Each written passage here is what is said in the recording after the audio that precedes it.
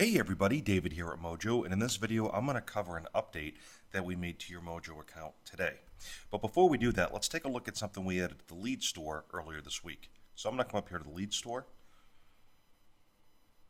You can see here in the middle, we now have 5 products. In the middle is our new for rent by owner data. That's right, we added FRBOs to our lead store as a data set for leads that you guys can purchase. So if you're a real estate agent or a real estate property investor, this is a great way for you to find those listings and deals that you've been looking for.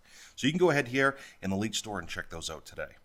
The other thing we've done, the first thing that we made for a change today, is we're now going to name Reverse Lookup Skip Tracer. So moving forward, all of your account information, receipts, invoices, anything you see on the website that used to be related to Reverse Lookup is now going to say Skip Tracer. Speaking of Skip Tracer, let's take a look at another change we made. I'm going to head over to Data and Dialer. And this was a big request with a lot of our real estate investment professionals because they use Skip Tracer a lot. So let's go ahead and select a group. This group just has 2 test contacts in it.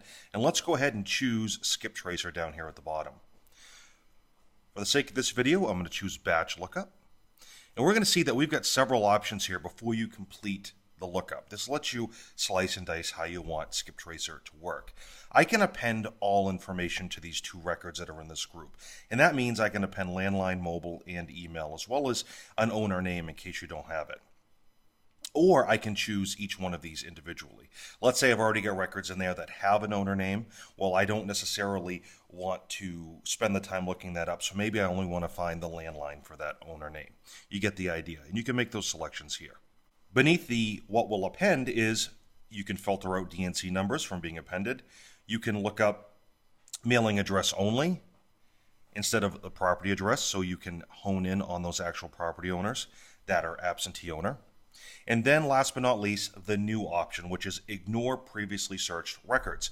If you've been doing lookups with Reverse Lookup in the past, moving forward with Skip Tracer, anything you do starting today, moving forward, you can begin to ignore those records that you previously looked up. So now you can ignore previously searched records. That starts today, moving forward. Now let's talk about something more in depth, a bigger change that we've made. And what this involves is our field naming.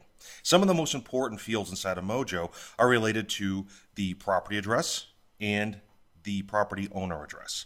And in the past, our property addresses in Mojo were named address, city, state, and zip. For owner address or mailing address, we always use tax address, tax city, tax state, and tax postal code. This confused a lot of people because the incoming files that you're bringing into Mojo when you're using our import facility, they didn't line up very well with that naming. It had you guess which one is actually the property address and which field in Mojo is actually for the mailing address. So we simplified everything and we've renamed these fields to be more in line with the data that you're working with. And here's what we've done. The old address, city, state, zip is now going to be called property address, property city, property state, property zip code. And you can see that here on the data grid in front of me. For the mailing information, what used to be the tax address, tax city, tax state, etc., is now mailing address, mailing city, mailing state, mailing zip code. This is big because as you bring data into Mojo, you're going to have an easier time mapping out your fields during the import, and referencing that data on the contact form or in your data grid is going to make a lot more sense for you now. So let's go ahead and import a file real quick. So I'm going to click on Import File, and I'm going to go ahead and choose my file. And we're going to do the demo leads here. And I'm going to click Next Step. And I'm going to put it in the field name change list. I don't need to create a new list. I've already created one. I'm going to click Next. And here we are in the mapping area. You can see here at the bottom, I've got address, city, state, zip in my file. So this is a preview of the file I'm bringing in. We actually read those headers and display them to you so you don't have to have that file open somewhere else. And then I've got owner address, owner city, owner state, owner zip code. So we could take a look here at the mapping facility. Left fields are the fields that are in Mojo. Right side are the fields that are in your file. And you can see here they match what I see down here in the preview. So property address is the new name for the Mojo field.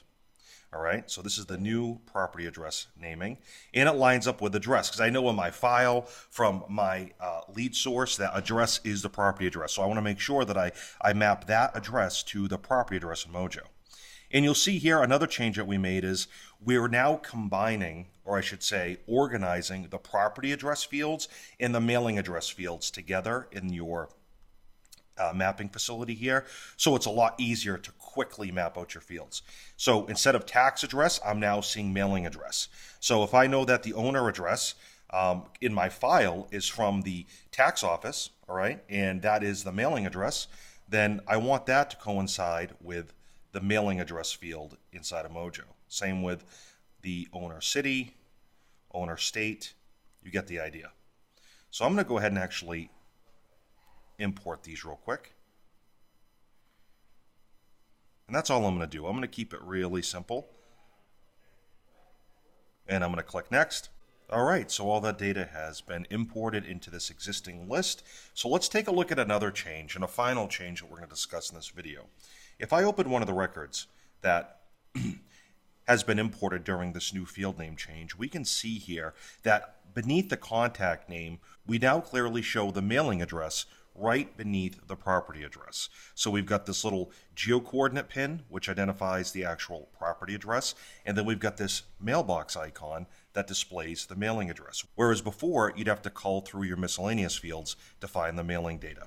So that's going to complete this video. Be on the lookout for some major changes coming to the Lead Store as far as some new products we're bringing to market, as well as some UI updates that we're going to start to roll out slowly throughout the platform to make the experience inside Mojo much better for our users. Until next time, folks, make it a great day.